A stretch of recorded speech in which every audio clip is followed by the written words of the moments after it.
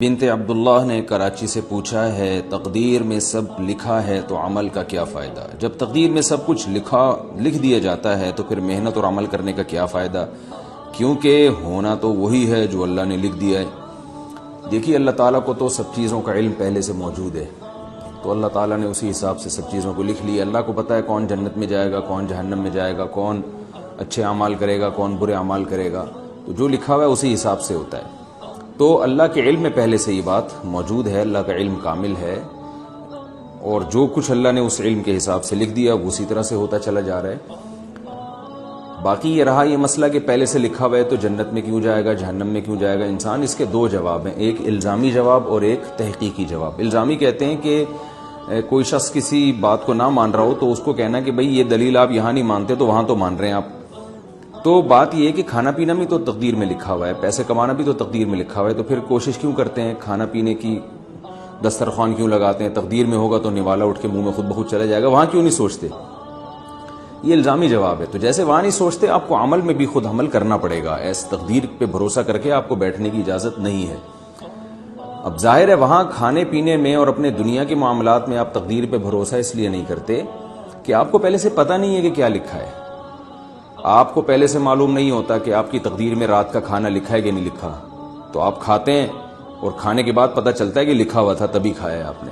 تو یہ آزمائش ہے کہ ہمیں پہلے سے تقدیر کا علم نہیں ہے۔ اگر کسی کو پہلے سے تقدیر کا علم ہو اور اسے معلوم ہے کہ تقدیر میں زنا لکھا ہوا ہے اور وہ زنا کر لے، اور اللہ قیامت میں اس سے پوچھے کہ تم نے زنا کیوں کیا، وہ کہے گا کہ اللہ میری تقدیر میں تو پہلے سے لکھا ہوا تھا، میں نے تو دیکھ لیا تھا، مجھے تو پتہ چل گیا تھا، تو شاید اللہ اسے معاف کر دے کہ بھائی جب لکھا ہوا تھا تو نے تو کرنا ہی تھا۔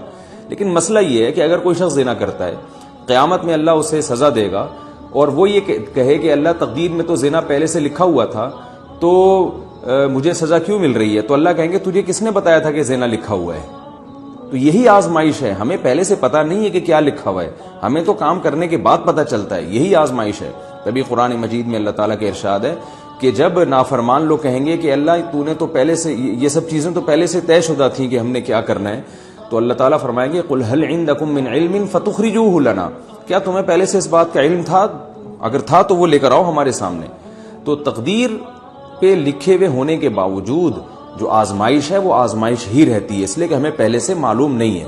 اس کی علماء نے بڑی بہترین مثال دی ہے کہ ایک ٹیچر اپنے اسٹوڈنٹس کو پڑھاتا ہے، اپنے شاگردوں کو پڑھاتا ہے، اور اسے پتہ ہوتا ہے کہ میرا کون سا شاگرد ہونہار ہے، کون سا محنتی ہے اور کون سا نالائق ہے۔ جو پورے سال محنت نہیں کر رہا اور امتحان میں چونکہ نقل بھی نہیں ہوگی تو اس کو پہلے سے پتہ ہوتا ہے کہ یہ 0 نمبر لے گا، تو استاذ کیا کرتا ہے کہ جو امتحانی پیپر ہے اس میں جو رزلٹ ہے نا اس میں پہلے سے 0 لکھ دیتا ہے، کیونکہ اس کو پہلے سے پتہ ہے کہ اس نے کرنا کرانا کچھ نہیں ہے، میں اسے پہلے سے جانتا ہوں، کرے گا کچھ بھی نہیں ہے، تو پہلے سے 0 لکھ دیتا ہے۔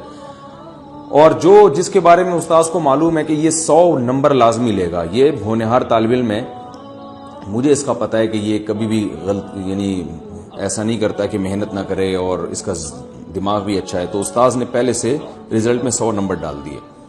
لیکن استاذ اپنے اس رزلٹ کی بیس پہ جو استاذ نے نمبر لگائے رزلٹ اناؤنس نہیں کرتا بلکہ امتحان لیتا ہے تاکہ کل کو حجت تمام ہو جائے۔ جب امتحان لیتا ہے تو نالائق طالب علم جو ہے اس کے کوئی کویشچن ہی حل نہیں کرتا، اس کے یعنی جب اس کے پیپر ایگزامینر یعنی جب پیپر جو ہے وہ ٹیچر جو پیپر چیک کرنے والا ہے اس کے سامنے آتا ہے تو وہ دیکھتا ہے کہ اس نے تو کچھ بھی نہیں کیا، صرف صفائی کے نمبر اگر اس کو دیے جائیں تو دیے جائیں، کیونکہ خالی پیپر چھوڑ کر آیا ہے، ایک ڈاٹ کا نشان بھی نہیں ہے اس میں، تو وہ 0 لگا دیتا ہے۔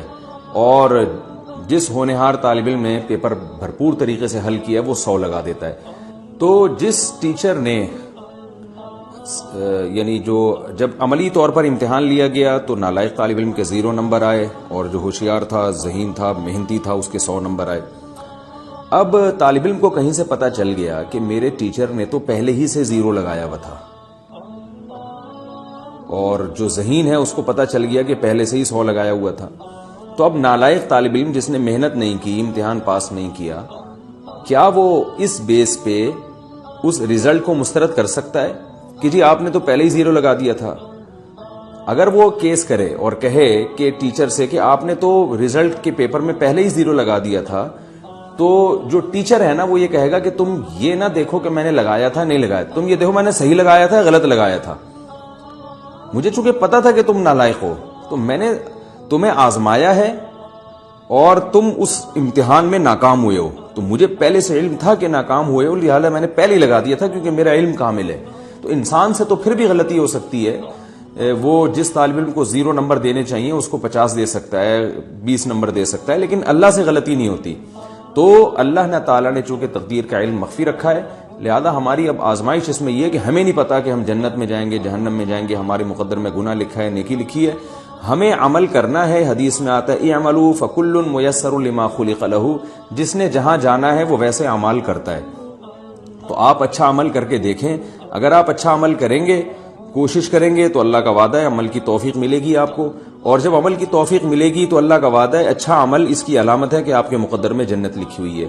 اور آپ برائی کر کے دیکھیں, اگر آپ برائی کرنے کی کوشش کرتے ہیں تو آپ سے برائی ہوگی, اور جب برائی ہوگی آپ سے تو یہ اس کی علامت ہے کہ آپ کی قسمت میں برائی لکھی ہوئی تھی, اور پھر اس کی بیس پر جب آپ جہنم میں جائیں گے, اللہ ہم سب کو پناہ میں رکھے, تو یہ اس کی علامت ہے آپ کے مقدر میں جہنم لکھی ہوئی تھی. لیکن یہ مقدر پہلے سے معلوم نہیں ہے, آپ کے کرنے کے بعد پتہ چلتا ہے. تو آپ کو اللہ نے اختیار دیا ہے کہ آپ نیکی کریں تو نیکی کرتے چلے جائیں گے, برائی کریں تو برائی کرتے چلے جائیں گے. جیسے دنیا میں اللہ نے رزق بھی مقدر میں لکھا ہوا ہے, تو ہم رزق کی تلاش پھر بھی کرتے ہیں کیونکہ ہمیں نہیں معلوم کہ ہمارے مقدر میں روزی ہے یا نہیں ہے. ہم اگر اعتماد کر کے بیٹھ جائیں ہم تو پھر تو یعنی بالکل ہی برباد ہو جائیں گے. ایک آدمی نہ کھانا کھاتا ہے, نہ پانی پیتا ہے, اور نہ وہ زندہ رہنے کے اسباب اختیار کرتا ہے, اور وہ یہ کہتا ہے کہ مجھے تو نہیں, یعنی اگر مقدر میں زندگی ہوگی تو بچ جاؤں گا. تو ظاہر ہے یہ نہیں بچے گا, بھوکا مرے گا, اور مرنے کے بعد پتہ چلے گا کہ اس نالائق کے مقدر میں موت لکھی ہوئی تھی. تو ہمیں مرنے سے پہلے پتہ نہیں ہے, لہذا ہم زندہ رہنے کی کوشش کرتے ہیں.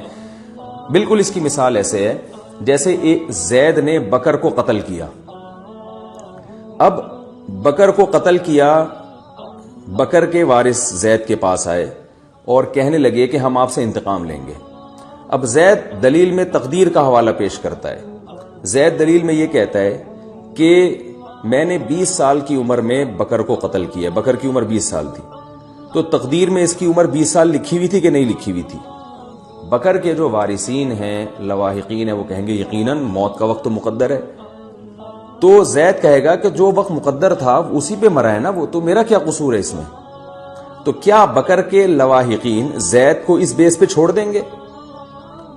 یقیناً نہیں چھوڑیں گے, اور دنیا میں کوئی بھی نہیں چھوڑتا. تو جیسے وہ نہیں چھوڑتے, اللہ بھی نہیں چھوڑے گا, قتل کی سزا دے گا. وجہ اس کی ہے کہ بکر کے وارثین زید کو یہ کہیں گے کہ اس نے 20 سال میں, اس کی عمر تو 20 سال ہی تھی, لیکن تجھے کس نے بتایا تھا کہ اس نے 20 سال میں مر جانا ہے؟ ظاہر سے تو یہی لگ رہا تھا کہ ابھی مزید زندہ رہے گا, آپ نے جا کے اس کو گولی مار دی ہے. تمہیں کس نے بتایا تھا؟ تو تم نے تو اپنے حساب سے اس کو وقت سے پہلے مارا ہے. تو اللہ کے علم میں یہ بات تھی نا, تمہارے علم میں تھوڑی تھی. پھر بھی اگر زید کی سمجھ میں نہ آئے نا, یہ دلیل سمجھ میں نہ آئے, تو میں پھر بکر کے وارثوں کو یعنی مشورہ دوں گا کہ آپ بندوق اٹھا کے زید کو گولی مار دیں, اور جب گولی مارنے لگے اور زید چیخے چلائے تو پھر زید کو آپ بھی یہ کہیں کہ تمہاری بھی عمر اتنی لکھی ہوئی تھی, لہذا اگر تم نے بکر کو مار دیا یہ جرم نہیں ہے, تو ہمارا تمہیں مارنا بھی جرم نہیں ہے. تو اس سے پتہ چلتا ہے کہ بھائی جو چیز لکھی ہوئی ہے وہ تو لکھی ہوئی, انڈرسٹوڈ ہے, وہ اللہ کے علم ہے, ہمیں معلوم نہیں کیا لکھا ہوا ہے. تو ہم اس ظاہر ہی کے مکلف ہیں. ہم سے جو ہم کر رہے ہیں اپنے اختیار سے, ہم سے اس کے بارے میں سوال کیا جائے گا, اور اسی بیس پہ جنت اور جہنم اللہ نے رکھی ہے. تو تقدیر کا عقیدہ اپنی جگہ بالکل درست ہے, لیکن اس بیس پر ہم عمل کو چھوڑ نہیں سکتے. اور ہمیں جو جنت ملے گی تو اچھے اعمال, وہ اعمال جو ہم نے اپنے اختیار سے کیے ہیں, اور جہنم میں اگر کوئی جائے گا تو وہ اپنے ان اعمال کی وجہ سے جو اس نے اپنے اختیار سے کیے ہیں. اللہ تعالیٰ سے دعا ہے کہ اللہ تعالیٰ ہمیں نیک اعمال کی توفیق دے تاکہ ہم جنتی قرار پائیں, اور برے اعمال سے اللہ تعالیٰ ہماری حفاظت کرے تاکہ ہم جہنم سے ہمیشہ کے لیے محفوظ ہو جائیں. بہترین صدقہ جاریہ حاصل کرنے کے لیے اس ویڈیو کو شیئر کرنا مت بھولیں. جزاک اللہ.